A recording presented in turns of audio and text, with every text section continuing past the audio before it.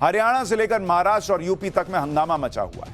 हरियाणा के चुनाव के बाद राहुल गांधी सन्नाटे में चले गए हैं, लेकिन हरियाणा में कांग्रेस के अंदर घमासान मचा है।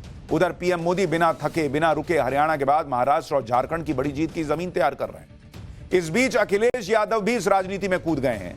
वो यूपी उपचुनाव को लेकर अलग हंगामा मचाए हुए हैं। अखिलेश यादव को लग रहा होगा कि इस वक्त जब राहुल गांधी सन्नाटे में हैं, तो उनके पास मौका है इंडी गठबंधन का हीरो बनने का, क्योंकि वो अभी लोकसभा चुनाव में यूपी में सीटें लेकर भी आए तो भी इकोसिस्टम ने तो राहुल गांधी को हीरो बना के रखा था।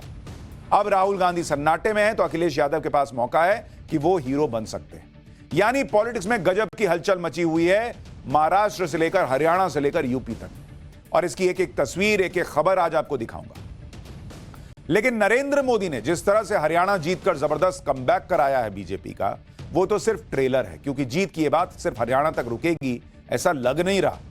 आगे 1-1.5 महीने तक महाराष्ट्र और झारखंड की बड़ी लड़ाई है। इसमें झारखंड तो नरेंद्र मोदी के लिए सेट दिख रहा है, महाराष्ट्र में चैलेंज बड़ा है और यह बात नरेंद्र मोदी अच्छी तरह से समझते हैं। इसलिए महाराष्ट्र के लिए एक के बाद एक ऐसे फैसले लिए जा रहे हैं जो पूरा चुनाव वैसे ही सेट कर देंगे जैसा हरियाणा में हुआ, और किसी को कानो कान भनक तक नहीं लग रही। हरियाणा में सब मानकर बैठे थे कि बीजेपी तो गई, लेकिन जमीन पर बीजेपी ने ऐसा काम किया, ऐसा चैलेंज लेकर काम किया कि हरियाणा के रिजल्ट देखकर सबके होश उड़ गए। हरियाणा जीतकर बीजेपी ने पूरा नैरेटिव ही बदल दिया। हालत यह है कि जो लोग लोकसभा चुनाव के बाद बहुत उछल रहे थे, वो अब आपस में ही सिर के बाल नोच रहे हैं। ये लोग एक दूसरे को कोस रहे हैं, कोई हुड्डा को कह रहा है, कोई शैलजा को कह रहा है, कोई राहुल गांधी के खासम खास केसी वेणुगोपाल को कोस रहा है। यानी हरियाणा हारते ही कांग्रेस की सारी लाइन लेंथ बिगड़ गई। राहुल गांधी तो एकदम सन्नाटे में चले गए। राहुल गांधी ट्विटर पर एक ट्वीट करने के बाद इस हार पर बोलने के लिए कैमरे के सामने नहीं आ पाए, ऐसा सन्नाटे में चले गए। वहां एक दूसरे के खिलाफ तलवारें निकल आई हैं। लेकिन आप राजनीति का फर्क देखिए कि लोकसभा चुनाव में मिले झटके के बाद नरेंद्र मोदी ने चुपचाप काम किया, कोई तलवारें नहीं खींची, क्योंकि नरेंद्र मोदी को पता था कि हिसाब बराबर करने का मौका विधानसभा चुनाव में मिलेगा, और फिर उन्होंने पूरा हिसाब बराबर कर दिया। कांग्रेस अब तक हरियाणा की हार को समझ नहीं पा रही, उनकी गाड़ी हरियाणा की हार में ही अटकी हुई है। दूसरी तरफ नरेंद्र मोदी की गाड़ी बढ़कर महाराष्ट्र पहुंच चुकी है। बॉस, पूरा फोकस इस बात पर है कि हरियाणा जैसी जीत महाराष्ट्र और झारखंड में कैसी दिलाई जाए। इसलिए आप देखिए कि हरियाणा जीतने के 24 घंटे के अंदर ही पीएम मोदी और महाराष्ट्र सरकार ने बैक टू बैक ताबड़तोड़ फैसले और बयानों से महाराष्ट्र चुनाव का रुख पलटना शुरू कर दिया है। हरियाणा में हार के 24 घंटे तो राहुल गांधी सामने ही नहीं आए थे। दूसरी तरफ हरियाणा में जीत के 24 घंटे के अंदर ही पीएम मोदी ने महाराष्ट्र के नेताओं का टारगेट सेट कर दिया। 24 घंटे में उन्हें हरियाणा से बड़ी जीत सुनिश्चित करने के लिए बूस्ट किया गया है। हरियाणा चुनाव की तरह महाराष्ट्र में भी कांग्रेस की जाति की राजनीति को काटने के लिए पीएम मोदी ने हिंदुत्व का कार्ड चला है।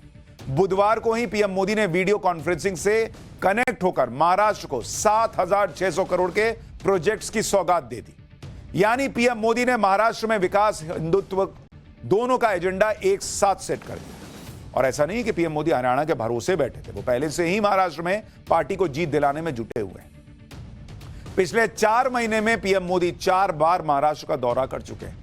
इसके अलावा केंद्रीय मंत्री अमित शाह भी चुनावी तैयारियों का जायजा लेने और सीट शेयरिंग को फाइनल करने के लिए कई बार महाराष्ट्र का दौरा कर चुके हैं। अब चूंकि ये खबरें बीजेपी सोशल मीडिया में फैलाती नहीं, न्यूज में ज्यादा आती नहीं, तो आपको पता नहीं चलता। जैसे हरियाणा के लोगों को पता ही नहीं चला कि संघ कैसे जमीन पर हजारों मीटिंग्स कर रहा था, कैसे बीजेपी की टीम जमीन पर काम कर रही थी। वैसे ही महाराष्ट्र में क्या चल रहा है, चूंकि पाठशाला आप देख रहे हो तो आपको पता चल रहा है, नहीं तो बाकी कहीं चर्चा ही नहीं है।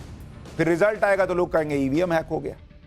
वैसे राहुल गांधी भी महाराष्ट्र में चुनाव प्रचार कर चुके हैं, लेकिन इससे पहले राहुल गांधी महाराष्ट्र में दलित और पिछड़े वर्ग की राजनीति को सुलगाते, उससे पहले बीजेपी ने बड़ा दांव चल दिया। महाराष्ट्र में चुनाव से ठीक पहले ओबीसी, दलित, अल्पसंख्यक और आदिवासियों को साधा जा रहा है। सबसे ज्यादा नजर ओबीसी वोट बैंक पर है, जिसके लिए पिछले 2 दिन में 2 बड़े फैसले हुए। पहला बड़ा फैसला यह कि महाराष्ट्र सरकार ने ओबीसी वर्ग के लिए नॉन क्रीमी लेयर की इनकम लिमिट 8 लाख से बढ़ाकर 15 लाख करने की सिफारिश सेंटर से कर दी है कि सर जरा इसको बढ़ा के 8 से 15 कर दीजिए। दूसरी बड़ी बात यह कि राष्ट्रीय पिछड़ा आयोग ने महाराष्ट्र में 7 जातियों और 12 उपजातियों को ओबीसी की सेंट्रल लिस्ट में शामिल करने की भी सिफारिश कर दी। अब इससे होगा यह कि इन जातियों को भी केंद्र सरकार की नौकरियों में आरक्षण मिल पाएगा, सेंट्रल एजुकेशन इंस्टीट्यूट में आरक्षण का लाभ मिल पाएगा। जिन 7 जातियों और 12 उपजातियों को सेंट्रल ओबीसी लिस्ट में शामिल किया जा सकता है, उन जातियों का महाराष्ट्र की 24 से 30 विधानसभा सीटों पर बड़ा प्रभाव है और बताया जा रहा है कि इन जातियों के करीब 10 लाख वोटर्स हैं। ऐसे ही छोटे छोटे फैसलों ने नरेंद्र मोदी को हरियाणा की बड़ी जीत दिलाई थी। अगर आपको इन फैसलों का असर समझना है तो आप हरियाणा का उदाहरण ले सकते हैं कि हरियाणा में भी बीजेपी ने ठीक यही किया था। अगर आप महीने भर का 2-3 महीने का हरियाणा का हिसाब उठा के देखेंगे, आपको समझ में आ जाएगा कि ईवीएम हैक नहीं हो रहा था, वोटर का मन हैक हो रहा था। सीएम नायब सिंह सैनी ने भी ऐसे ही फैसले किए थे। वहां भी ओबीसी में शामिल क्रीमी लेयर की पहचान करने के लिए सालाना इनकम लिमिट को 6 लाख से बढ़ाकर 8 लाख करने की घोषणा की गई थी। इसका असर भी हरियाणा चुनाव में दिखा। बीजेपी को हरियाणा चुनाव में 62% यादव वोट मिले, जबकि कांग्रेस को मात्र 25%। इसी तरह गुर्जर वोट को लेकर भी बीजेपी और कांग्रेस में काफी कम अंतर रहा। कांग्रेस को 44% वोट मिले और बीजेपी को 37%। मतलब 10 साल की एंटी इनकम्बेंसी के बावजूद गुर्जर वोट निकल गया बीजेपी के हाथ से, ऐसा नहीं हुआ। अन्य ओबीसी को देखें तो आपको दोनों पार्टी में बड़ा गैप दिखेगा। बीजेपी को 47% बाकी ओबीसी समुदाय का वोट मिला और कांग्रेस को 32%, यानी गैप 15% का है।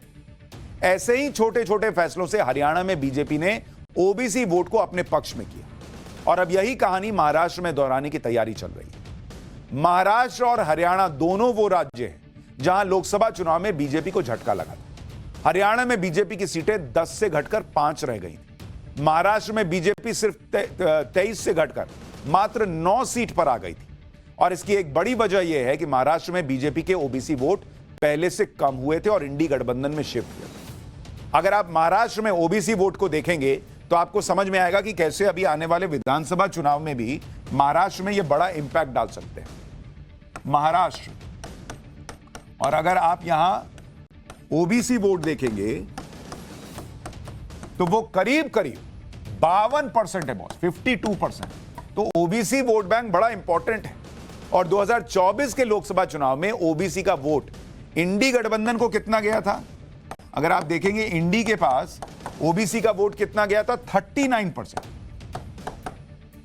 जबकि बीजेपी गठबंधन को आप देखेंगे, बीजेपी प्लस को, उनको गया था 50%, अन्य के खाते में 11%।